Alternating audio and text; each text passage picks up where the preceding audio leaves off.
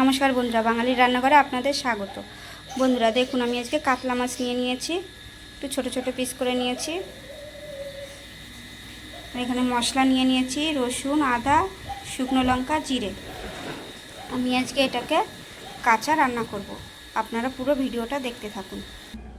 মশলাটা আমার বাটা হয়ে গেছে, এবার আমি পেঁয়াজটা ঘষে নেব। মাছে দিয়ে দেবো লবণ, হলুদ, বেটে রাখা মশলাটা দিয়ে দেবো, পেঁয়াজ ঘষে রেখেছিলাম পেঁয়াজটা দিয়ে দেবো। এটাকে আমি ভালো করে মেখে নেবো। এবার তেলটা আমি এখন দেবো না, আমি পরে দেবো তেলটা।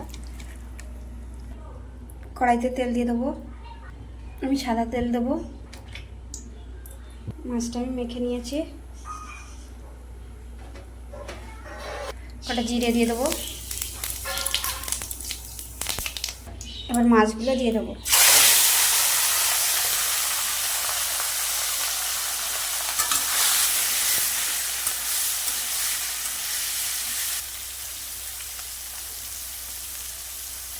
পাতিটা দিয়ে জল দিয়ে দেবো।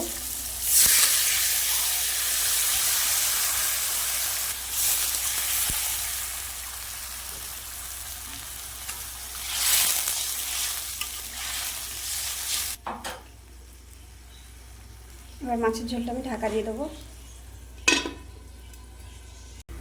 আমি ঢাকাটা খুলে নেব।